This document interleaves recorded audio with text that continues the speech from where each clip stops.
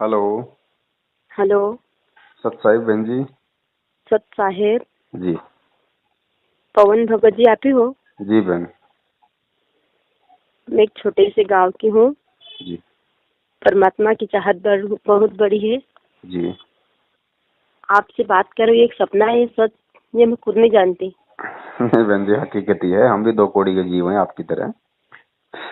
दो ज्यादा दिन से नहीं, पर 2 दिन से आपका वीडियो देखा, मतलब मोबाइल में सुना, जी जी। तो मन में मतलब अनेक प्रश्न थे, उनके उत्तर तो मिल गए पर थोड़े कुछ रह गए थे। बताइए। जैसे कि जैसे मैंने पहला नामदान सेंटर से लिया था, जी। तो आपने नामदान सेंटर की पूरी हकीकत बता दी, तो ये बात तो सही लगी जी। कि जब हमारा मतलब हम पर मुसीबत आती है तो जी। परमेश्वर पहले हमारे प्रश्नों के उत्तर सत्संग में ही दे देते हैं, अगर हमारे मन में जो भी प्रश्न उठते हैं। जी। जी। जी। और फिर सत्संग सुनते हैं तो उनमें हमारा ऐसा लगता है कि जिससे हमारे जो मन के प्रश्न से हम गुरुजी हमसे कह रहे हैं, जी बहन। उत्तर दे रहे हैं। जी। फिर ये लगा कि मर्यादा तो इतनी बड़ी है, हम थोड़ी कुछ तो निभा लेंगे, जी। लेकिन परिवार ये आदर्श भी देता है कि मतलब मालिक ये कहते हैं कि परिवार के बीच में रहकर भक्ति करो। जी। पर अगर परिवार ही विरोधी बन जाए तो फिर हम कैसे भक्ति करें? जी। जी। जी। जैसे कुछ मर्यादाएं तो हम निभा सकते हैं, जी। मेहंदी, नाखून पालिश, लिपस्टिक, ये चीजें हम मतलब लगाते हैं। जी। लेकिन अगर आन उपासना है, जैसे हम एक निमाड़ के हैं, छोटे से गांव के, हाँ। जहाँ गंगोर तीज का पर्व मनाते हैं, जी। कुल देवी देवताओं की पूजा पाठ करते हैं। जी।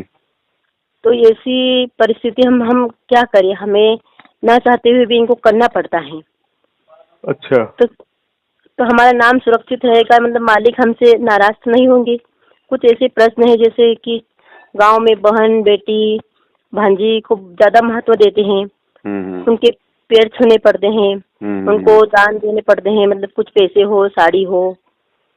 जी। तो ऐसी स्थिति में मतलब मन में प्रश्न थे, तो मैंने सोचा कि चलो देखो तो सही लगता है कि नहीं, मालिक की दया होती है कि नहीं। पर सदगुरु देव की दया हो गई और आपसे बात हो रही है। मैं तो मतलब खुद ये नहीं जानती कि हकीकत है, सपना इस बात से एहसास हूँ 2-3 दिन बाद से मैं पूरी करे हूँ। पर आपके जब ये मोबाइल में सुना तो कई प्रश्नों के उत्तर तो खत्म हो गए, लेकिन कुछ रह गए थे, इसीलिए मैं सोचा कि लगा कि देखूं, कृपया आप मेरे समाधान कीजिए इन प्रश्नों के उत्तरों का। देखो बहन, बात ऐसी है, हाँ। परमात्मा ने जो भी समस्या है, चाहे आपको हो, चाहे मुझे हो, चाहे किसी को भी हो, हाँ। एक सिक्के के बहन दो पहलू होते हैं। हाँ। पहली बात तो ये बहन कि जो समस्या आपके सामने है, ये काफी माता बहनों, काफी भाइयों के साथ में है ये हाँ, समस्या। मेरे मन में भी यही था कि मेरे जैसी परमात्मा की अनेक बेटियां होंगी जो परमात्मा को चाहती है, उनका ज्ञान समझती है, पर परिवार विरोधी, और परिवार अगर इतना विरोधी हो जाए कि घर में अगर कोई पुस्तक लाए उसे भी फेंक दे, तो उस बेटी के मन पर क्या गुजरती होगी? ऐसे परिवार को छोड़ना ही अच्छा है, ऐसे परिवार से रहने से क्या फायदा जब गुरुदेव का तिरस्कार होता हो। देखो बहन, सारा जो खेल है ये है ज्ञान का, और जब हमें हाँ। ज्ञान समझ में आने लग जाएगा हाँ। तो हमें ये भी समझ में आएगा कि ठीक है भाई, जब उस परमात्मा का यहाँ पे इतना विरोध हो रहा है, जब इस हाँ। ज्ञान के चलते, इन नियमों पे रुके रहने के चलते, इस भक्ति पे दृढ़ होने के चलते, जब परमेश्वर को जेल हो गई 2-2 बार, हैं लोग हाँ। आज भी उन्हें देशद्रोही, उन्हें गुंडा भुंडा पता नहीं कैसी कैसी उपमाओं से अलंकृत कर रहे हैं। हाँ। तो ये सोच के चलो बहन, फिर हम जीवों की किस ब्रह्मांड में औकात क्या है कि हमें यहाँ कोई चैन की सांस लेने दे इस भक्ति पे चलते हुए। यही तो लेकिन सही बात है ना, इस गंदे लोक में तो एक पागल बनकर रहना ही भक्ति करने योग्य है। अगर ये हम कहे कि हम अच्छे से बनकर रहे तो भक्ति नहीं करने देगा समाज, क्योंकि हमें तो पागल बना देता है ना, ये तो जी, पागल हो गई है। फिर भी बहन होता क्या है, क्योंकि बाप होता है समर्थ, बाप हाँ। खुद दुख उठा लेगा, बाप खुद 100 परेशानियां झेल लेगा, लेकिन अपने बच्चे को फिर भी वो सारे सुख देने की ही वो कोशिश करता है। बेटा अगर कोई गलती भी कर देता है तो बाप ना चाहते हुए भी उस गलती को अपने सिर पे ले लेता है उस बच्चे को बचाने के लिए। हाँ, तो सही बात है। हम जिस सतगुरु की शरण में हैं बहन, वो तो सारे विश्व का पिता है। कोई नहीं समझ पा रहा वो एक बात अलग है, जो समझ गए उनको समझाने की आवश्यकता नहीं। अब देखो बहन, उस सही। परमेश्वर को अच्छे से पता कि भाई ये ज्ञान अभी समाज में, इस देश दुनिया में ये ज्ञान बड़ी मुश्किल से 2% भी नहीं फैल पाया। पूरी हाँ, देश सही दुनिया सही के बात है। 2% भी नहीं फैल पाया। इसका मतलब गुरुजी कहते हैं कि भगत और जगत का 36 का आंकड़ा होता है। यानी हमारी जो क्रिया है नाम दीक्षा लेने के बाद में, वो जगत वालों की बिल्कुल विपरीत हो जाती हैं। हाँ, हो जाती है ना। तो उन्हें ये लगता है कि ये हमारे देवी देवताओं का, हमारी परंपराओं का ये आदमी विरोध कर रहा है। हाँ, यही बोलते हैं कि कुल की मान मर्यादा को भंग कर दी इसने, मतलब हाँ शास्त्र हाँ सिर्फ यही हाँ। आरोप लगाते हैं। उसका उदाहरण परमात्मा ने हमें मीराबाई जी की जो कथा है वो सुना के दिया। हाँ ठीक है, मीराबाई ने किस तरीके से एक लड़की होकर, और आज से 250-300 साल पहले की वो घटना, जिस समय औरतों को भाई समाज में वो कितना सम्मान था, कितना उनको छूट थी, आप भी अच्छे से जानती हैं। और वो भी हाँ, ठाकुर हम। परिवार में थी, तो ठाकुर परिवार में तो औरतों को घर से बाहर निकलने की भी इजाजत नहीं थी हाँ, उस सही। और समय। वो मीराबाई, परमेश्वर ने क्यों सुनाई वो कथा बहन हमें? वो कथा हमें आज इसलिए सुनाई थी क्योंकि आज वर्तमान में आप जैसी बहनों के, भाइयों के सामने भी वही समस्याएं उत्पन्न होंगी जो मीराबाई के साथ हुई थी, क्योंकि मीराबाई भी वही भक्ति किया करती थी जो भक्ति परमेश्वर ने आज हमें दी है। तो हाँ, रोकने हर वाला भी बात को, परिवार ही था ना। जी, तो उस परमेश्वर ने हमें ये कथाएं इसलिए समझाई कि भाई जिस तरीके से ज्ञान समझ में आने के बाद, बहन जी खेल सारा ज्ञान का है, ध्यान से सुनना, हाँ खेल ये सारा ज्ञान का है। अगर ज्ञान हाँ अगर समझ में आ गया और इंसान को मालूम पड़ गया कि वास्तव में तू तो जन्म और मरण के भयंकर चक्कर में फंसा हुआ है, और तुझे जन्म मरण के भयंकर चक्कर से ये कुरीतियां, ये माता की पूजा, ये लोक लाज, ये मर्यादाएं, ये लोग नहीं निकालेंगे, निकालने वाला ही निकालेगा। और निकालने वाला उस समय निकालेगा जब हम उसके आदेश पे चलेंगे, उसके वचन के एक एक शब्द की पालना करेंगे। हम अड़ हाँ जाएंगे दुनिया से, हम लड़ जाएंगे दुनिया से। और जब हम मीराबाई की तरह अड़ जाएंगे, लड़ जाएंगे, और लड़ा और अड़ा उसी समय जाएगा जिस समय इस परमेश्वर का ज्ञान हमें समझ में आ जाएगा। क्योंकि ज्ञान हमारे दिल को बहन जी पत्थर बना देगा, पत्थर। फिर उस परमेश्वर ने कहा कि जब तुम इतना संघर्ष के लिए तुम तैयार हो जाओगे, अपने आप को परमेश्वर के लिए इतना न्योछावर करने को तुम तैयार हो जाओगे, उस समय स्थिति क्या होगी? फिर परमेश्वर कहते हैं, जय तू चाल एक कदम, मैं चालू कदम 60। परमात्मा कह रहे हैं कि अपनी आत्मा को कि भगत, इस नाम को सुरक्षित रखने के लिए, अपने सतगुरु के वचन को सुरक्षित रखने के लिए अगर तू हाँ एक कदम उस संघर्ष की तरफ बढ़ाएगा, तो परमेश्वर कहते हैं मैं 60 कदम बढ़ाऊंगा। जय तू चाल एक कदम, मैं चालू कदम 60। और जय तू हो जा काठ का, काठ कहते बहन जी लकड़ी को, जय तू हाँ हो जा काठ का, मैं बन जाऊंगा लोहे की लाठ। अगर तू लकड़ी बन के खड़ा हो गया ना समाज के सामने ज्ञान आधार से, परमात्मा हाँ कहते हैं तेरे पीछे मैं लोहा बन के खड़ा हो जाऊंगा, तेरे से दूर नहीं हूं मैं। तो ये जो संघर्ष किया मीराबाई ने, और फिर परमात्मा कैसे लोहे की तरह उसके पीछे आगे खड़े रहे, आवरण बनकर, कवच बनकर, वो कथा हमें गुरुजी ने केवल आज के लिए सुनाई थी। यदि ज्ञान हो गया तो भगत बहन जी कुर्बान हो जाएगा। अब ठीक है बहन, परमात्मा ने इस कथा को फिर दूसरी प्रकार से भी मालिक ने सुनाया कि भाई ठीक है, सभी लड़कियां मीरा नहीं बन सकती, क्योंकि सभी के इतने भक्ति संस्कार मजबूत नहीं होते जितने की मीराबाई के थे। हाँ ठीक सही। है, तो उसके लिए परमेश्वर ने बहन जी फिर ये बताया है कि भाई मेरा हाँ तो देखो जो विधान है वो है, उसमें तो हाँ कोई ऊक चूक नहीं होगी। मैंने जो बता दिया कि मांस नहीं खाना तो नहीं खाना, बीड़ी नहीं हाँ पीनी तो नहीं पीनी। अब अगर कोई पीता है तो वो अपनी जाने, वो मर्यादा का उल्लंघन कर रहा है तो वो उसकी अपनी सोच है। लेकिन परमात्मा के जो ये नियम है, ये किसी भी देश काल और इसमें क्या बोलते हैं परिस्थिति में ये चेंज नहीं होते बहन। अब बात हाँ क्या है, क्योंकि सभी बहनें इतना संघर्ष नहीं कर पाती, माताएं इतना संघर्ष नहीं कर पाती, आदमी भी इतना संघर्ष नहीं कर पाता, चाहे शरीर से चाहे वो कितना ही मजबूत हो। तो उसके हाँ लिए क्या है बहन, ठीक है फिर तो हमारा जो संस्कार है, क्योंकि हम अगर उन परंपराओं में जाएंगे, हम अगर लोक लाज के दबाव में आके, गांव वालों के दबाव में आके, परिवार वालों के दबाव में आके हम यदि उन परंपराओं का निर्वाह करेंगे, यदि हम उनको देवी देवताओं को धोखेंगे या उनको देंगे लेंगे, पूजा पाठ करेंगे, तो उससे क्या होगा बहन कि जितनी भक्ति कमाई आपने परमात्मा की मर्यादा में रह के जो अर्जित की हुई है, उस हाँ आधार से, और यदि आप उन क्रियाओं को, यदि आप मन मार के करते हैं कि परमात्मा मेरी तो ऐसी मेरे हृदय में कोई इच्छा नहीं है मालिक, मुझे तो आपका हाँ ज्ञान समझ में आ रहा है, लेकिन परमात्मा समाज मैं, अपना। हाँ लेकिन परमात्मा मैं ऐसे परिवार में फंसी हुई हूं, मैं ऐसे समाज में फंसी हुई हूं कि परमेश्वर मैं इनका विरोध करने में सक्षम नहीं हूं। तो बहन वो परमात्मा आपके अंतःकरण की बात को जानकर, क्योंकि भगवान अंतर्यामी है, उसको उसको जो मतलब कि दर्शाने की आवश्यकता नहीं है। हाँ ठीक है, सही वो बात है। परमात्मा तो अंदर की जानता है, उस आत्मा के, उस आत्मा की बात जानता है कि वास्तव में क्या है। तो परमेश्वर को पता है, यदि वो आत्मा उस अपने मालिक में भाव रखे कि परमात्मा मैं नहीं करना चाहती, अगर मेरे ऊपर ये प्रेशर नहीं होता तो मैं तो जिंदगी में भी आपका नाम नहीं तोड़ूं। ठीक है, यदि वो आत्मा उस मजबूरी में आकर, उस दबाव में आकर, चाहे अपने पति के दबाव में, चाहे सास ससुर के दबाव में, यदि वो हाँ उस काम को करती है और उस काम को करते ही वो मालिक की मर्यादाओं का खंडन होगा, तो परमेश्वर हाँ क्या करते हैं बहन, उस बहन के अंतःकरण की उस बात को जानकर कि इसके मन में क्या इच्छा, क्या भाव है, क्या सोचकर ये काम कर रही है, ये अपने दिल से इन देव देवताओं को पूज रही है या इन देवी देवताओं का तो दिल में इसका कोई स्थान ही नहीं, कोई वास ही नहीं, ये तो मजबूरी में ये काम कर रही है। उस मजबूरी में समय बहन करना पड़ता है। परमात्मा आपकी रक्षा रक्षा करेगा, लेकिन आपकी रक्षा हाँ होगी उस समय, ऐसी बात नहीं कि आपकी रक्षा नहीं होगी, लेकिन वो आपकी रक्षा परमात्मा वर्तमान की भक्ति से नहीं करेगा, अपने आशीर्वाद से नहीं करेगा।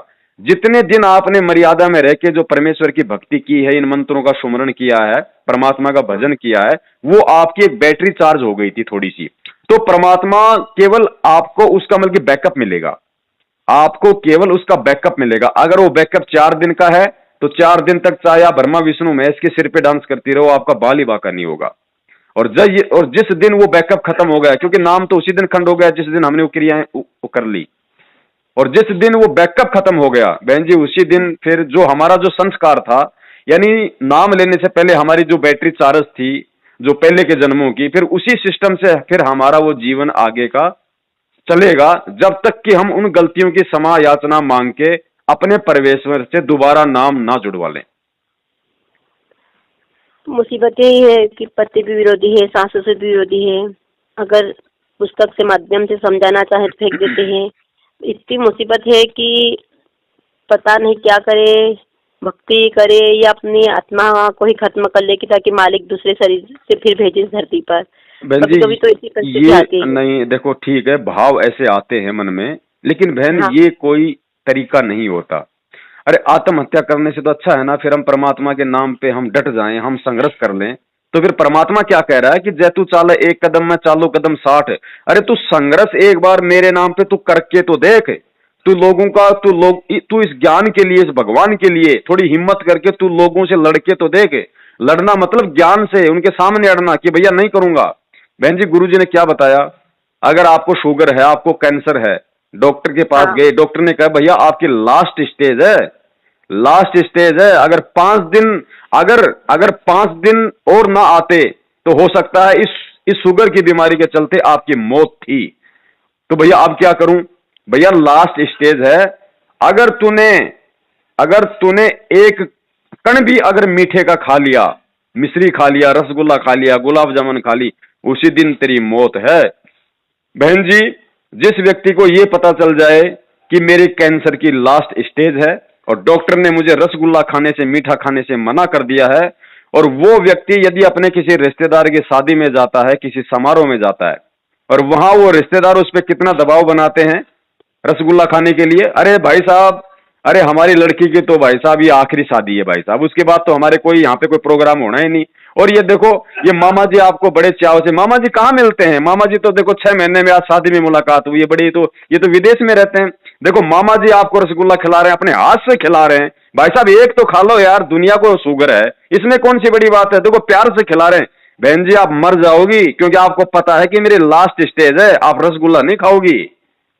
बहन जी हाँ इतनी सही बात। दृढ़ता, इतनी दृढ़ता, क्योंकि ये हमें कैंसर का रोग है, यहाँ पे जन्म और मृत्यु का पहले तो नहीं पता था, लेकिन गुरुदेव ने आके बता दिया कि तुम जन्म और मृत्यु वाले कैंसर के रोग से पीड़ित हो, और मैं हूं डॉक्टर कैंसर का आध्यात्मिक, मैंने नाम दान देके तुम्हारा ऑपरेशन कर दिया, और मैंने तुम्हारे को ये नियम बता दिए, देवी देवता आन उपासना नहीं करना, मांस नहीं खाना, बीड़ी सिगरेट गुटखा ये नहीं करना, ज्योतिष के चक्कर में नहीं पड़ना।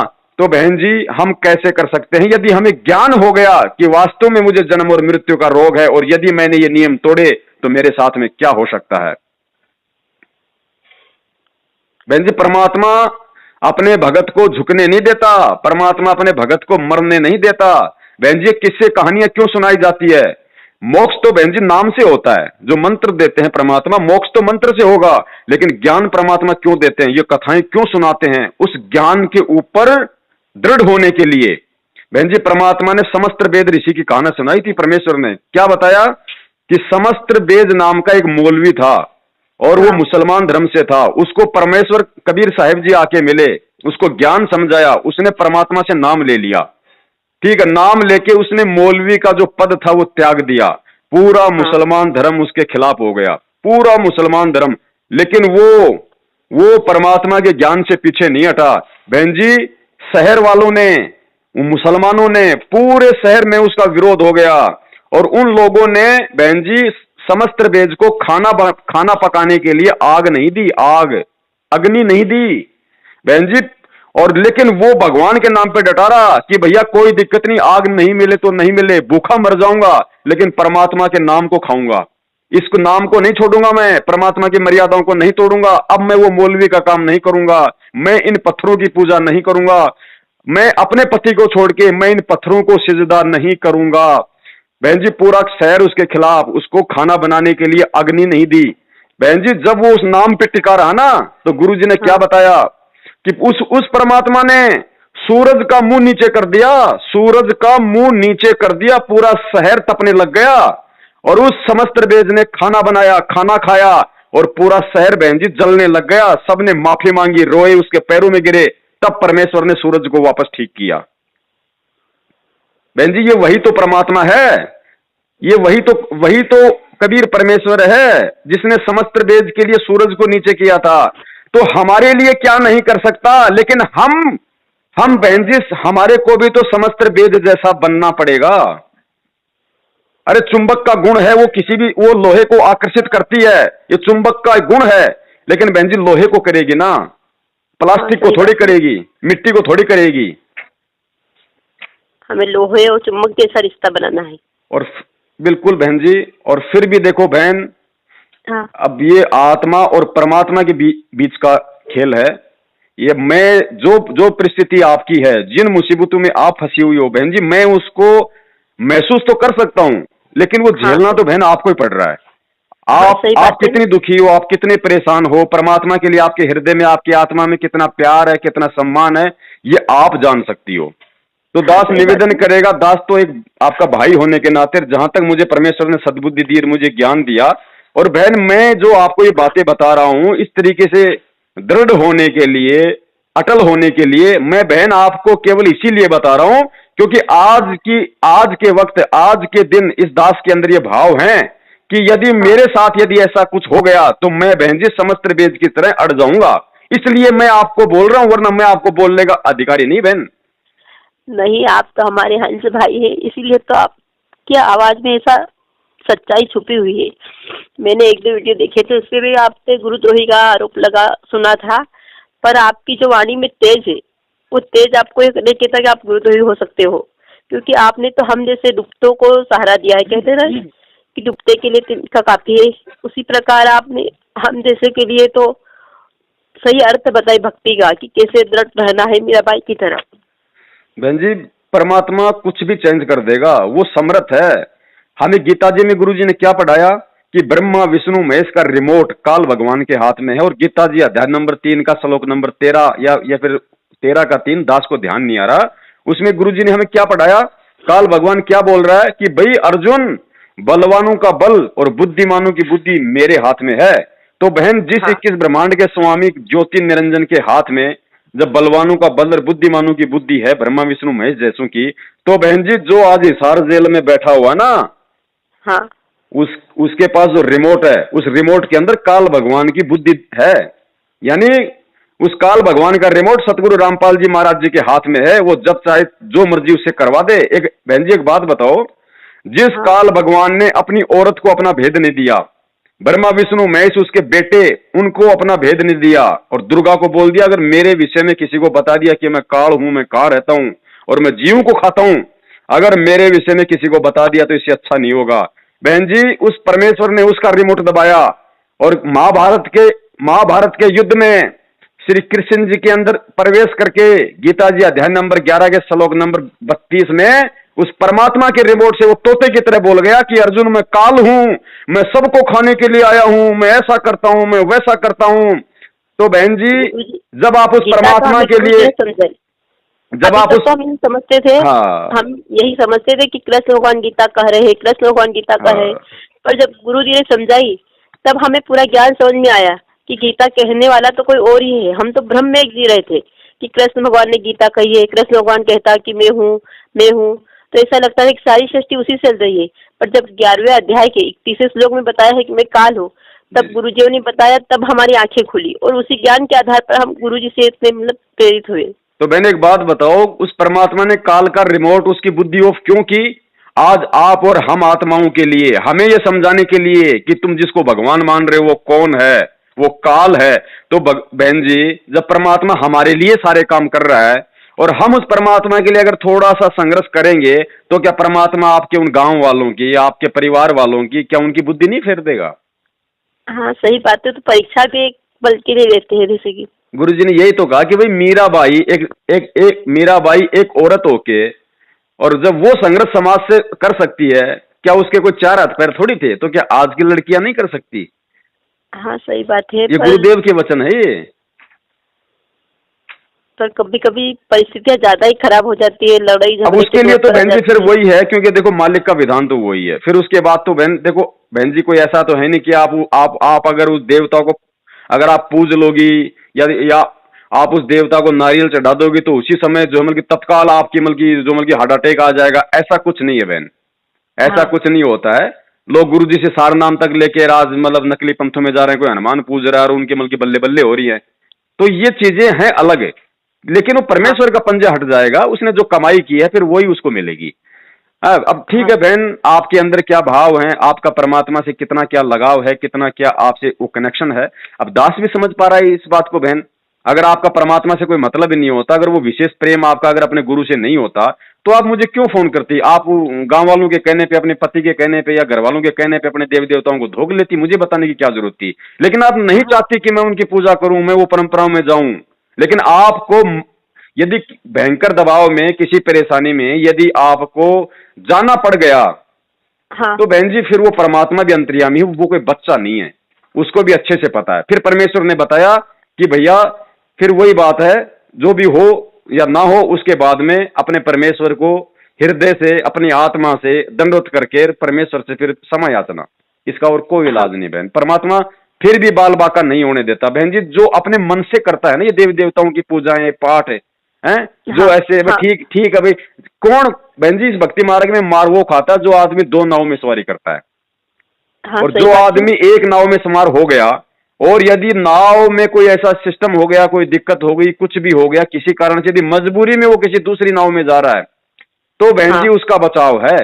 लेकिन जो मजाक मजाक ठीक है भाई इधर भी खा लो और उधर भी खा लो, वो नहीं चलता।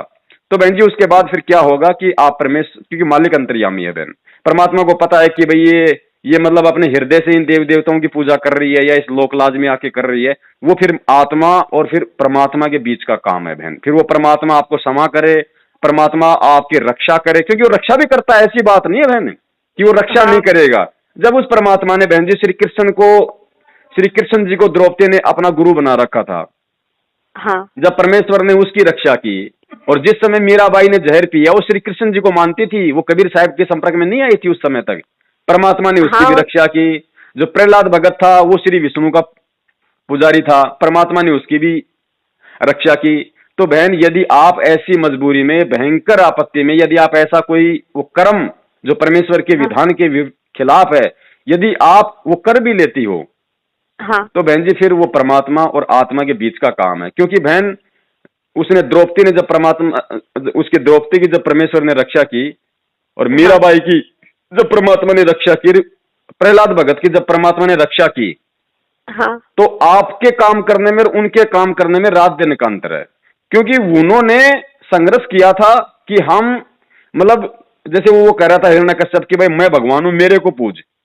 तो उसने कहा कि पिताजी आप भगवान नहीं हो, भगवान तो विष्णु है, यानी वो भगवान के लिए था वो ज्यादा दृढ़। और मीराबाई भी श्री कृष्ण के लिए थी दृढ़। और वो क्या बोलते हैं जो द्रौपदी थी भाई, वो जानबूझ के थोड़ी कोई नमल की साड़ी उतारने लग गई। अगर वो जानबूझ के साड़ी उतारती तो भगवान कैसे रक्षा करता उसकी। लेकिन वो भयंकर मजबूरी थी, वो लास्ट एंड फाइनल था उसका। वो नहीं उतारना चाह रही थी साड़ी, लेकिन जबरन लोग उतार रहे थे, तो परमेश्वर ने उसकी रक्षा की। तो बहन, आपके हृदय में, आपकी आत्मा में, आपके मन मंदिर में अगर सतगुरु रामपाल जी महाराज जी बसे हुए हैं, तो बहन जी लोग आपको चाहे लाख दबाव दें, लोग आपसे चाहे लाख ब्रह्मा विष्णु महेश की पूजा करवाएं, बहन आपका बाल भी बाका नहीं होगा, बाल भी बाका। लास्ट एंड फाइनल बात ये है। ये सारी बातें दास ने आपको इसलिए समझानी पड़ी क्योंकि कई बार हम लोग दो नावों में सवारी करते हैं, वहां परमात्मा रक्षा नहीं करता। अगर आपके हृदय में यदि वो मालिक बसा हुआ है और यदि आपकी कोई इच्छा नहीं है वो पूजा पाठ करने की, वो करने की, तो बहन चाहे आप कितना भी कुछ आपसे वो करवा लें, कितना भी कुछ करवा लें, आपका बाल भी बाका नहीं होगा, ना ही परमात्मा आपसे बहन जी नाराज होगा। लेकिन हिम्मत तो ये आज नहीं तो कल ये आपको दिखानी पड़ेगी, क्योंकि परमेश्वर बोलते इसलिए बहन, क्योंकि आज आपने अगर उनके दबाव में आके ये काम किया तो बहन जी दोबारा से फिर आपसे वो काम करवाएंगे, तीसरी बार फिर आपसे काम करवाएंगे हैं। और आज यदि आपने संघर्ष कर लिया तो बहन जी वो 20 को बताएंगे कि अरे उसके पास जाने की जरूरत नहीं है भाई, वो मानती तो है नहीं, वो इन देव देवताओं को पूजती तो है नहीं। तो परमात्मा आपका पीछा छुड़वा देंगे। हाँ, आप एक दो बार हिम्मत करके देखना पड़ेगा। करो बहन जी, परमेश्वर है, ऐसी बात नहीं है। दास इन परिस्थितियों से निकला है बहन जी। मेरे घर पे नामदान केंद्र था, अगर मुझे हराम की खाने की आदत होती तो आज मैं स्कॉर्पियो गाड़ी में घूम रहा होता, मैं रोड पे खड़ा होकर दही बड़े नहीं बेचता आज। लेकिन आज परमेश्वर ने ऐसी दया कर रखी है, अगर मैं चाहूं तो मैं जो स्कॉर्पियो मेंटेन कर सकता हूं बहन। लेकिन उस समय दृढ़ रहा बहन, तभी तो परमेश्वर ने दया की। तो भक्ति तो बहन जी यही है, और समय ज्यादा है ही नहीं। अब इसीलिए तो परमात्मा कहते हैं, अब भाई अगर हम भक्ति पे भी लग रहे हैं भाई, ऐसे अगर टूटी फूटी लग रहे हैं तो टूटी फूटी ही परमात्मा फिर हमारी सहायता करता है। हाँ। तो बहन दास तो निवेदन अपनी बहन से यही करेगा कि भाई सबसे पहले तो संघर्ष, क्योंकि वो परमात्मा खुद हमें प्रैक्टिकल करके दिखा रहा है, खुद परमात्मा सच्चाई के लिए संघर्ष करके दिखा रहा है। सही बात है। और फिर अगर बहन जी अगर वो बात नहीं है तो फिर बहन जी आपका और उस परमेश्वर के बीच का काम है ये। आपके हृदय में क्या है, आप किस भाव से उस परमात्मा को याद करती हो, आप किस भाव से उस परमात्मा से समय याचना करती हो, फिर उसके बाद उस परमात्मा का काम है बहन जी वो आपको फूलों की तरह भी रख सकता है। वो मालिक का काम है, क्योंकि आप उसकी बेटी हो बहन जी, हमारी नहीं हो। नाम तो मैंने 26/11/2019 को लिया था जी। पर ज्ञान गंगा पुस्तक के माध्यम से मेरे घर 3 लड़की थी। मतलब मैं कृष्ण भगवान की पुजारक थी, कृष्ण भगवान को ही मानती थी और कृष्ण मंदिर जगत गुरु का नारा ही लगाती थी जी जी। स्वाध्याय से जुड़ी थी, स्वाध्याय में गीता चलती थी, लेना देनापन है फिर भी आनंद है, मतलब आत्मा में परमात्मा है।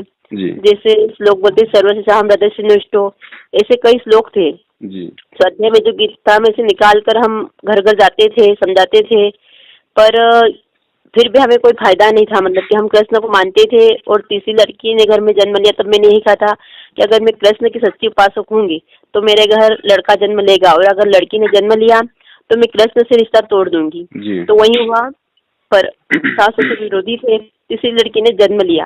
तब मैंने ये मान लिया कि धरती पर भगवान है ही नहीं, अगर धरती पे भगवान होते तो एक लड़का मुझे भी देते, मेरे कुल को अगर वंश आगे वंश मिलता। फिर मैं नाराज हो गई, टूट सी गई। लेकिन एक बार ऐसा हुआ कि एक बार ज्ञान गंगा पुस्तक मिली, और जब मैंने ज्ञान गंगा पुस्तक पढ़ी और उसमें भक्तों ने लिखा था कि हमारे ऐसे ऐसे दुख दूर हुए, तो फिर मैंने कहा कि अगर ये सच्चे भगवान धरती पर आए हैं तो अगर मेरे घर भी लड़का होगा तो मैं बात मानूंगी कि सदगुरु रामपाल जी महाराज जी परमात्मा रूप में इस धरती पर आए हैं। और वैसे ही हुआ, मेरे घर भी चौथी बार लड़का हुआ, 12 महीना को हो गया है अब। पर परिवार यही कहते हैं कि हमने वहाँ मान ली थी, वहाँ मन्नत दी थी, तो इस ना चाहते हुए भी मुझे मतलब मन्नतें देनी पड़ी परिवार के दबाव में आकर, कि मेरी आत्मा में तो बस यही था कि मुझे दिया है तो मेरे सदगुरु देव जी के आशीर्वाद से ही लड़के ने घर जन्म लिया है। पर परिवार इस बात को नहीं मानता था, वो कहता था कि वो तो हमने वहाँ मान ली, इसीलिए तो घर में लड़का हुआ।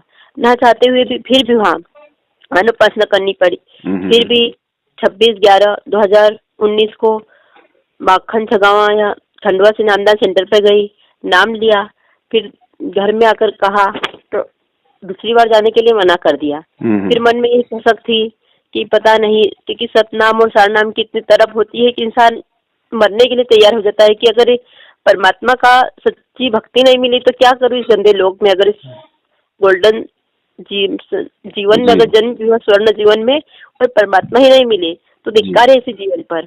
क्या मतलब इसी जीवन में रहकर, क्योंकि सतनाम और सारनाम की तड़प इस तरह होती है कि सारी दुनिया एक छोटी सी लगती है और बस परमात्मा ही सब कुछ लगते हैं। तो मन में ऐसे कई प्रश्न थे। रोज शाम को परमात्मा के सामने आके रो लेती थी, मालिक बस आप ही दया करना, आप कभी न कभी आपकी बेटी को नाम दे देना। फिर 2 दिन से आपके वीडियो देखे तो फिर उसमें पता चला कि नामदान सेंटर भी भर्ती है जी। फिर ऐसी आशा हुई कि आपसे बात करूं, क्योंकि आपसे बात करने पर ऐसा लगा जैसे डूबते को तिनके का सहारा मिलता है। उसी प्रकार की आपकी बातों में वो तेज है, आपकी बातों में आत्मा को शांति जैसी मिलती है, कई शंकाओं का समाधान होता है। इसीलिए आज परमात्मा की दया हुई और आपसे बात हो रही है। बहन, ये बहुत बड़ा खेल है, बहुत बड़ा जाल है ये काल भगवान का। अब जो आपकी समस्या है ना, अब ये समस्या बहन जी आपको अच्छे से पता है कि ये समस्याएं आज कम से कम 70% भगत समाज के सामने है। ठीक है, अब देखो क्या कितनी बड़ी चाल खेली इस काल भगवान ने इस मैनेजमेंट को निमित्त बना के। मैनेजमेंट वालों ने सन 2019 में यानी पिछले साल इन्होंने एक पर्चा निकाला। उस पर्चे में इन्होंने लिखा कि हिसार जेल से गुरुजी का आदेश और भक्तों को समाज में स्थान बनाने के लिए नियमों में दी गई छूट। ठीक है, आपने भी शायद वो पर्चा देखा होगा मेरे हिसाब से। फिर उस पर्चे में फिर उस पर्चे में नीचे लिखा गया 1 नंबर, यदि बहन किसी ऐसे परिवार में ब्याही जाती है, शादी हो जाती है, वो अनुपदेशी हैं और वो अगर उस बहन को कोई माता जी की धोख लगवाते हैं, कोई अपने पितरों की धोख लगवाते हैं, तो वो बहन पितरों की धोख लगा सकती है और मन में ये सोच ले कि मैंने तो धोख लगाई नहीं। नंबर 2, यदि नाम उपदेशी बहन से उसके ससुराल वाले, उसके परिवार वाले यदि मांस खाते हैं और यदि उस बहन को मांस पकाने के लिए कहते हैं तो वो बहन मांस पका सकती है और मन में ये सोच ले कि मैंने तो मांस पकाया ही नहीं। यदि बहन किसी ऑफिस में काम करती है और वहां पे यदि वो लिपस्टिक वगैरह लगानी पड़ जाए तो वो होठों पे लिपस्टिक लगा सकती है, मेकअप कर सकती है, और ये सोच ले कि मैंने तो लिपस्टिक लगाई ही नहीं। ठीक है, ये इनके नियम है बहन जी, ये इन लोगों के, ये संगत को काल के मुंह में ठोकने के लिए। अब सुनो बहन, अब एक बात बताइए, हमें परमेश्वर ने सीधी सी बात बोल दी कि भाई 100 वर्ष सतगुरु की पूजा, एक दिन अनुपासी, वो अपराधी आत्मा फिर पड़े काल की फांसी। ये कबीर परमेश्वर के वचन हैं जो कभी यही बात मेरे मन में बसी हुई है। तो अब आप ये बताइए बहन जी, मैं तो मेरी बताता हूं, जब उस परमेश्वर का इतना बड़ा विधान है, इतना बड़ा नियम है, वो परमेश्वर कहता है कि 100 वर्ष सतगुरु की पूजा, एक दिन अनुपासी, यानी 100 वर्ष तो तूने मेरी पूजा कर ली सतगुरु रूप में, और एक दिन भी यदि तूने अपने मन में भी यदि तू किसी देवी देवता के प्रति भाव ले आया कि देखूं जरा ये भी कुछ लाभ देते हैं क्या, जरा इनसे भी कुछ लाभ ले लूं, इस दृष्टिकोण से यदि तूने किसी साधु संत महात्मा या किसी अन्य देवी देवता की यदि तूने उपासना भी कर ली, अपने मन में भी सोच लिया, उसी दिन तू सतगुरु से दूर, तेरी 100 वर्ष की भक्ति भी नष्ट हो जाएगी। अब एक बात बताओ बहन, मैं एक पति हूं और मेरी पत्नी अपने ससुराल गई हुई है, और हो सकता है ऐसा कोई दबाव उसके ऊपर पड़ गया हो या ऐसी मुसीबत में वो फंस गई हो और वो मुझे फोन करे कि जी मेरे साथ तो ऐसी ऐसी मुसीबत आ गई, यहाँ तो कुछ लोग मुझे जबरदस्ती शारीरिक संबंध बनाने के लिए बोल रहे हैं। तो मैं उसका पति क्या उसको ये सलाह दूंगा कि कोई बात नहीं, तू उनके साथ में, सबके साथ में शारीरिक संबंध बना ले, और मन में ये सोच ले कि मैंने तो बनाया ही नहीं। बहन जी, हम तो आत्मा एक पत्नी है और हमारा परमात्मा ही पति है। बहन जी एक बात बताइए, जब अगर मुझे इस बात का मालूम चले कि मेरी पत्नी जो बल्कि गैर चलन की है, या मेरी पत्नी किसी और के साथ में शारीरिक संबंध बनाती है या बनाने की सोच रही है, या मेरी पत्नी यदि मेरे आगे किसी गैर पुरुष से यदि फोन पे मीठी मीठी बातें करती है, बहन जी आग नहीं लगती? सही बात है। तो बहन जी वो परमात्मा को बताने की जरूरत क्या है, वो तो उस पत्नी के हृदय में बैठा हुआ है। वो तो सही बोलने बात की है। छोड़ो, करने की छोड़ो, उसके दिमाग में क्या चल रहा है वो तो वो जानता है। तो वो कैसे अपना लेगा फिर हमें? फिर हमारा पतिव्रता धर्म रह कहाँ गया? हम मालिक सदगुरुदेव यही तो बताते हैं बार बार सत्संग में। तो बहन ये तो आप लोग इस तरीके से पिछले 6 वर्षों से इस संगत को काल के मुंह में ले जा रहे हैं। और यही तो सुख संचाल होती है काल भगवान की। काल भगवान सामने थोड़ी आएगा, सामने तो ब्रह्मा विष्णु महेश और दुर्गा के नहीं आता। तो भक्ति खंडित करवाएगा कैसे? वो अपने एजेंट भेजेगा, सूक्ष्म रूप में सारे खेल खेलेगा। अब बहन जी उस बंदी छोड़ सतगुरु रामपाल जी महाराज जी ने तो हम जैसे नीचों को अपना एजेंट बना के छोड़ रखा है हैं कि हाँ भाई अपने भाइयों को संदेशा दो, अपने भाइयों को संदेशा दो कि मैंने क्या समझाया था सत्संगों में, मैंने क्या बताया था, तुम्हें कैसे चलना है, तुम्हें ज्योति पाठ का पैसा कहां देना है, तुम्हें क्या करना है। और ये क्या कर रहे हैं उसी गुरु की आड़ में, क्योंकि काल भगवान ने क्या कहा था उस परमात्मा को जब परमात्मा जोगजीत रूप में आया था।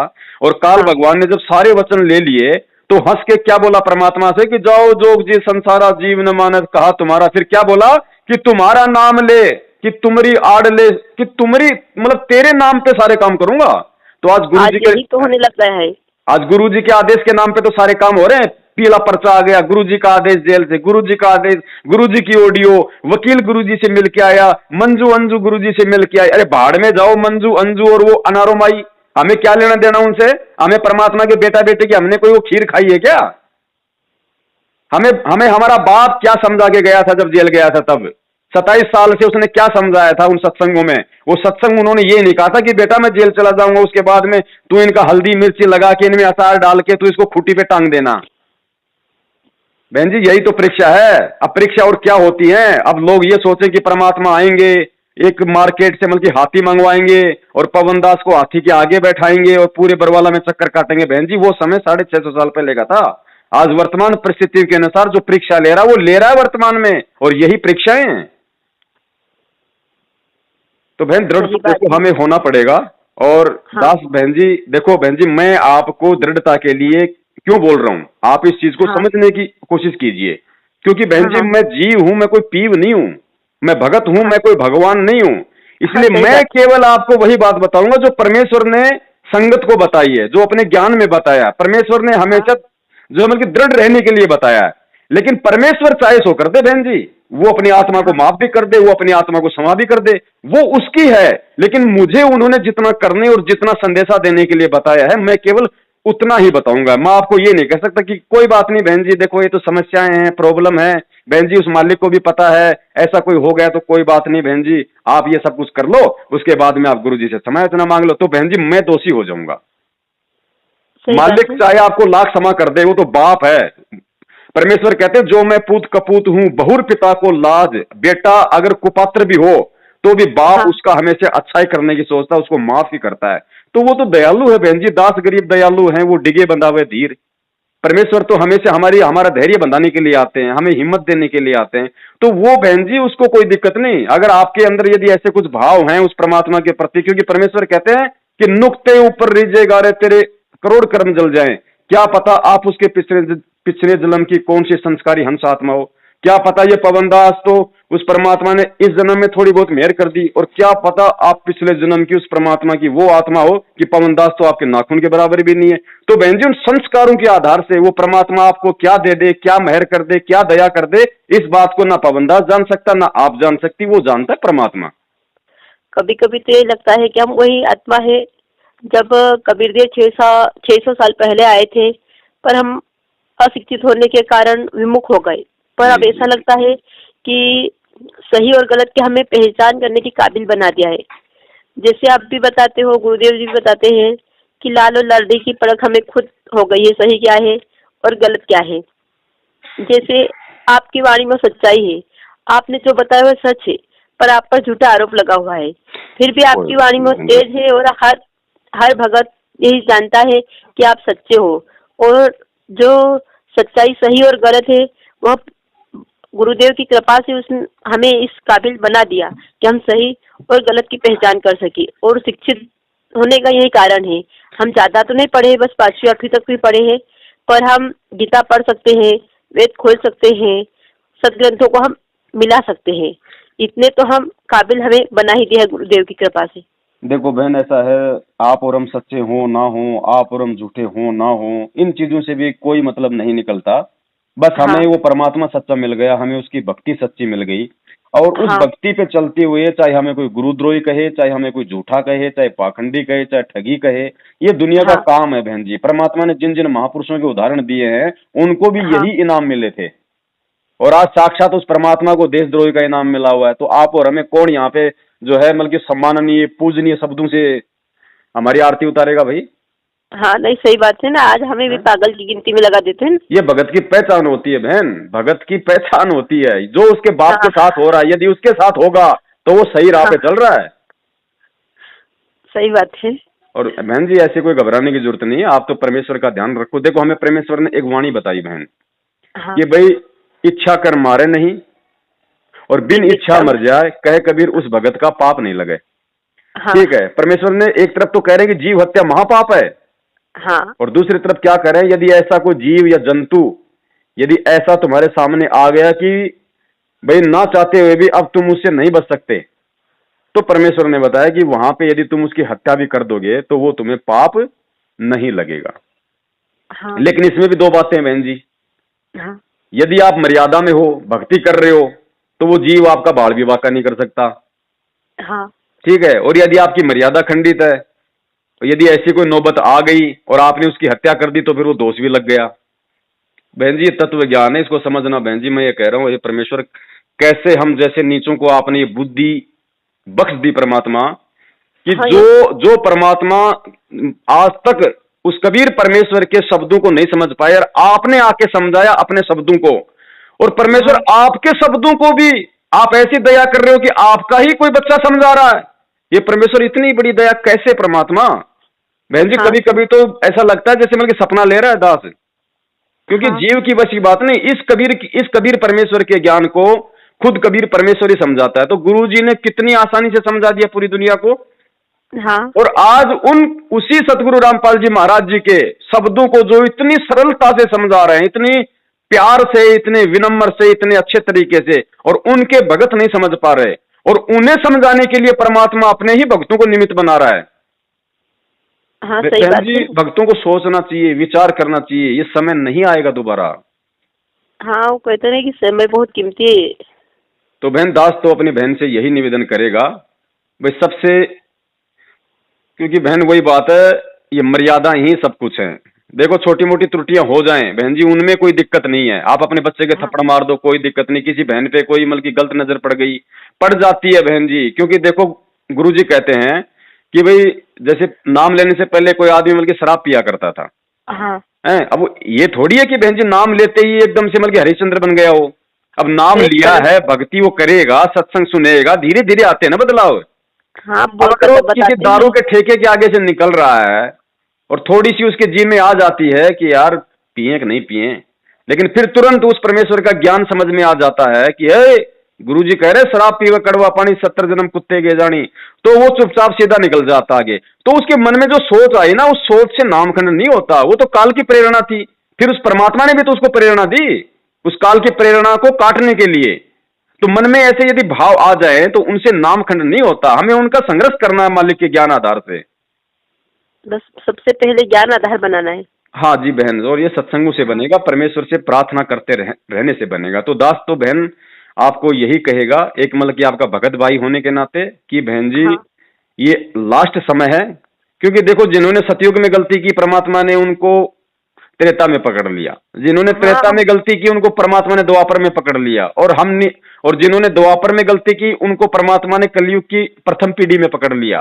और हाँ हम, क्योंकि हम 64 लाख ने गलती करी थी, तो परमात्मा ने हमें आज जिन्होंने कलयुग की प्रथम पीढ़ी में गलती कर दी उनको परमात्मा ने पिछली पीढ़ी में पकड़ लिया। अब बहन जी इस पीढ़ी में जो गलती कर गया उसके लिए गुरुजी कह रहे हैं कि अनंत युगों तक फिर ठोर ठिकाना नहीं है। हाँ, सही बात है। बार बार यही मन में ये आता है कि लास्ट हम है, इसके बाद में कोई युग नहीं। अब गलती करते करते तो यहाँ तक आए हैं हम।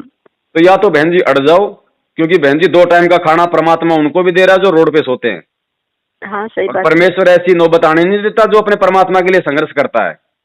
हाँ जो उसको दुखी करते हैं ना उनको रोड पे ले आता है फिर परमात्मा, भगत को नहीं लाता रोड पे। लेकिन बस हम लोग संघर्ष ही नहीं कर पाते। गुरुजी यहीं पे आके बार बार सत्संगों में जोड़ देते हैं कि तुम्हें विश्वास ही तो नहीं हो पा रहा कि मैं कबीर हूं, मैं भगवान हूं, मैं ये सब कुछ कर सकता हूं।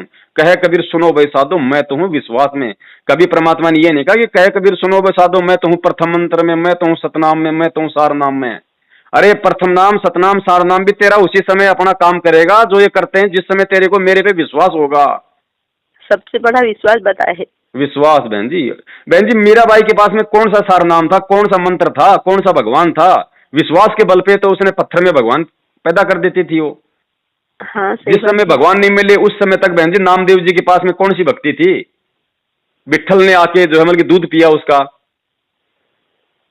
तो ये क्या है? ये विश्वास है। और और ये विश्वास भी बहन जी पिछले जन्मों के जो भक्ति संस्कार होते हैं, जो शुभ कर्म होते हैं, जो हमारे जो दान धर्म के जो पुण्य कर्म होते हैं, गुरुजी कहते हैं हाँ जब वो जोर लगाते हैं ना वो पीछे से, हाँ तब ये सब कुछ, ये सारा योग हो पाता है बहन। तो हम परमेश्वर से दया करें कि परमात्मा सद्बुद्धि दो, हमें हिम्मत दो, आप ही संभालो, आप ही संवारो। तो परमात्मा दया करता है बहन जी। जिसका नहीं होता परमात्मा उसका बना देता है, क्योंकि ये कलम परमात्मा के हाथ में है। जमजोरा जहां से डरे, मिटे कर्म के लेख, अदली असल कबीर है, कुल का सतगुरु एक। तो ये कुल का सतगुरु आज साक्षात हिसार जेल में जो बैठा हुआ है, ये वो ही है बहन जिसके आधे बाल पे पूरी सृष्टि नहीं है, जिसको हम महेंद्र का भाई कह रहे हैं। हाँ सही बात है, क्योंकि मालिक की एक ज्ञान गंगा पुस्तक के माध्यम से परमात्मा ने इतनी रक्षा की कि कर मैं ही रहा बता बहन नहीं जी। सकती हर कदम पर। जब परमात्मा दुनिया को लाभ दे रहा है, ये मंत्री प्रधानमंत्री बने बैठे हैं, इनको कौन सा वो कर रहा है? इनको भी तो परमात्मा ही लाभ दे रहा है भाई, इनके भक्ति संस्कार के हिसाब से। तो क्या जब हम हाँ उससे डायरेक्ट कनेक्शन ले लेंगे तो क्या लाभ नहीं देगा? बहन जी, ये परमात्मा कुछ भी कर सकता है, कुछ भी। लेकिन ये क्यों नहीं कर रहा? बहन जी, आज आपके जो संस्कार हैं, आज आपका जो भाग्य है, वो नरेंद्र हाँ मोदी से लाखों गुना ज्यादा है, क्योंकि आप भगवान हाँ की शरण में हो और वो अपनी बैटरी खर्च कर रहा है। लेकिन फिर एवं भी वो परमात्मा हमें इतना सुख क्यों नहीं दे रहा? उसका रीजन है बहन, उसका रीजन ये है क्योंकि परमात्मा ने हमें पार करना है। इस काल के लोग से परमात्मा ने जो असंख्य युगों से जो हम दलदल में ये दुख दर्द उठाते आ रहे हैं ना, उस दुख हाँ दर्दों से परमात्मा हमें यहां से निकालना चाहता है। क्योंकि बहन, जिसके फोड़ा हो जाता है, डॉक्टर जिसके पट्टी लगाता है ना, और हाँ जब पट्टी को उतारता है चेंज करने के लिए कि भाई लाओ अब दूसरी पट्टी लगाऊं, तो उतारते वक्त भी बहन जी जब वो उसको, क्योंकि वो चिप जाती है, जब उखाड़ते हैं तो वो आज साथ में वो खाल आती है, वो मवाद आती है, हमारे बल्कि बाल उखड़ते हैं, तो हमें बड़ी पीड़ा पीड़ा होती होती है, दर्द होता है। हाँ लेकिन वो हमारा बुरा नहीं कर रहा, वो हमें स्वस्थ करना चाहता है, सदा सदा के लिए उस दुख से, हमें झंझट से मुक्त करवाना चाहता है। तो बहन जी, ये डॉक्टर आध्यात्मिक सतगुरु रामपाल जी महाराज जी, हमारे ये फोड़ा हो रहा है ये जन्म मरण का। अब ये परमात्मा चाह रहा कि जब इसने नालायक ने अनंत युगों तक गधा कुत्ता सुअर बन के दुख उठाया है, तो 10 20 30 हाँ साल का इसका जीवन है, थोड़ा और उठा लेगा। कम से हाँ कम सही इसका बात रोग है। तो काट दूं। तो ये चीजें हमें समझ में आएंगी ज्ञान से कि डॉक्टर मेरा रोग काटना चाह रहा है या जबरदस्ती मेरे अंदर कोई मतलब क्या थोड़ा मार रहा है। तो बहन जी, थोड़े बहुत दुख दर्द हैं, ये आपके साथ नहीं है बहन जी, आपसे भी भयंकर भयंकर बहुत लोगों के पास में, जिनके दास के पास में फोन आते हैं। और दास तो हाँ बहन इन परिस्थितियों से निकल चुका है। देखो, हर किसी की एक जैसी समस्या नहीं होती। आपको मान लीजिए इस तरह की परेशानी है, तो इस तरह की परेशानी को तो बहन आप झेल सकती हो, कोई बड़ी बात नहीं है। ये कोई बहुत बड़ा कोई वो नहीं है। बहन जी, विचार करो, जिस भाई को शरीर से परेशानी है, जिसको हाँ लकवा मार रखा है या जिसको और कोई रोग हो रहा है, और जो भगवान की जो भक्ति भी कर रहा है, जो गुरुजी से नाम भी ले रखा है, बहन जी सोचो उसकी हालत क्या होगी। अरे आपको तो खाली मानसिक पीड़ा हो रही है बहन जी, उसको तो शारीरिक पीड़ा हो रही है। हाँ हैं? तो बहन जी वो भी तो सोचो, वो भी तो उस चीज को मतलब कि सहन कर रहा है। मानसिक पीड़ा सहन करना तो बहुत मतलब छोटी सी बात है। जब भगत इंसान शारीरिक पीड़ा को मतलब सहन भी कर रहा है और परमात्मा की भक्ति भी कर रहा है कि परमात्मा ठीक करेंगे, कभी तो परमात्मा दया करेगा, इस विश्वास पे। तो बहन जी, या तो अड़ जाओ, या फिर आपका जो भी संस्कार है और आप और उस परमेश्वर के जो बीच का जो खेल है बहन जी, आप उसकी कौन सी हाँ आत्मा हो, क्या आपके संस्कार हैं, उस आधार से फिर वो परमेश्वर बहन जी, मालिक तो बहन जी हमेशा देखो साथ ही रहता है। मालिक को तो पता है, वो तो अपने अंतरात्मा को पकड़ता है बहन कि भाई ये क्या काम कर रही है और उसके भाव क्या है। अब जैसे मैं आपसे बात कर रहा हूँ और हाँ समझाते समझाते हो सकता है मेरे मुंह से कोई ऐसा शब्द निकल जाए जो नहीं निकलना था, मैं नहीं निकालना चाह रहा था। तो वो परमात्मा उन शब्दों को नहीं देखता कि मुंह से क्या निकाल दिया, लेकिन मैं अंदर से क्या बोलना चाह रहा था, उस भाव को देखता है परमात्मा। हाँ सही बात है। तो आप जो भी कुछ करोगी, मान लो अगर नहीं संघर्ष आपसे हो पा रहा, यदि आप ऐसी कोई क्रिया करती हो, तो हाँ परमेश्वर बहन जी फिर उस क्रिया को नहीं देखता, परमेश्वर फिर आपके अंतःकरण को देखता है कि मेरी बेटी के अंदर क्या भाव है। हाँ सही बात है। ये है बहन। तो तो आप मन को परमेश्वर शांति को ही मिलती। आप प्रार्थना करो। आप हाँ सतगुरुदेव जी से ही आप दंडोत मारो कि हे परमात्मा, या तो इस दासी को परमात्मा बचा लो, मेरी तो ऐसी कोई इच्छा नहीं है, हैं? बाकी परमेश्वर मैं तो जीव हूँ, 2 कौड़ी की मेरी कोई औकात है नहीं परमात्मा। अब आप जानो और आपका काम जाने, बाकी आप ही मेरे पति परमेश्वर हो, आप मेरे हृदय से नहीं निकल सकते, ना कोई निकाल सकता। ये भाव रखो बहन। और फिर वो मालिक कहते हैं कि भाव तगड़े, परमेश्वर कहते हैं यदि आपके अपने गुरु पे इतने भाव हैं तो परमेश्वर कहते हैं हाँ, भाव तगड़े तो कुछ नहीं बिगड़े, और यदि भाव ही बिगड़े तो फिर जीवन में रगड़े ही रगड़े। सही बात है। तो भावों को मत टूटने लो। गुरु जी कहते हैं साधु भूखा भाव का, धन का भूखा नहीं। गुरु जी भाव के भूखे हैं। अपने मन मंदिर में अपने सतगुरु को बैठाए रखो, वो बाहरी क्रियाओं को नहीं देखता परमात्मा। बहन जी, जब गुरु पे इतना विश्वास हो जाता है ना, फिर ये रक्षा सूत्र गले में लॉकेट परमात्मा इनको नहीं देखता कि इसने पहन हाँ रखा कि इसने नहीं पहन रखा। तो आप अपने अंदर उस परमेश्वर के लिए इतना भाव रखो। इसके बाद क्या देवी देवता बहन जी, हम कोई अपने हृदय से थोड़ी उनको कोई पूज रहे हैं, कोई मान रहे हैं। वो तो मजबूरी में तो पता नहीं आदमी मजबूरी क्या क्या होती है, काम कर देता है। बस मजबूरी है तो यही कारण, क्योंकि तो इस चीज को बहन जी मालिक समझता है, आपका बाप इस चीज को समझ रहा है, आपका बाप इस चीज को समझ रहा है, लेकिन फिर भी इतना हाँ ज्ञान होने के बाद फिर भी आप उस परमात्मा से प्रार्थना करती रहो। ऐसा नहीं कि हाँ चलो भाई मेरे अंदर बहुत अच्छे भाव हैं तो भाई चलो कोई दिक्कत नहीं, मेरा कुछ नहीं बिगड़ेगा, ऐसे नहीं। भाव एंड हाँ तक ये रखो कि परमात्मा मेरी तो आत्मा रो रही है मालिक, आज जो मैं कर रही हूं इतना ज्ञान लेने के बाद मैंने क्या आपका हाँ ज्ञान सुना परमात्मा, मुझ नीच से ऐसी हरकत क्यों हो रही है परमात्मा। मुझे तो आपके नाम पे परमात्मा बल्कि मर जाना चाहिए था, मुझे अगर मेरी गर्दन काटे तो ये काट देते परमात्मा, इतना ना करके फिर भी मैं यहाँ ये कर रही हूँ परमात्मा, मैं बहुत नीच आत्मा हूँ। ऐसे भाव रख के हमें यदि वो काम हो रहा है तो फिर परमात्मा बहन जी दयालु है, क्योंकि उसके बाद फिर वो परमात्मा कोई, फिर वो बच्चा नहीं, वो बालक नहीं है बहन, हाँ, वो सही सब बात जान है। रहा है फिर। लेकिन आत्मा दास, तो एक तड़प कर हाँ, अनुपासना करती है। अब आप उस चीज को समझ गई होंगी दास जो कहना चाह रहा है, लेकिन बहन जी उस हाँ चीज को दास अपने जीभ से नहीं कह सकता बहन, मालिक के विधान के नहीं, खिलाफ। सही बात है, समझदार के लिए इशारा काफी है। बस बस इसीलिए दास इतना जोर दे के आपको बताना पड़ा कि आप समझ गई होंगी बस आप उस बात को। हाँ, बस आपके वो एक इशारे में कई संकेत छुपे होते हैं। जी बहन।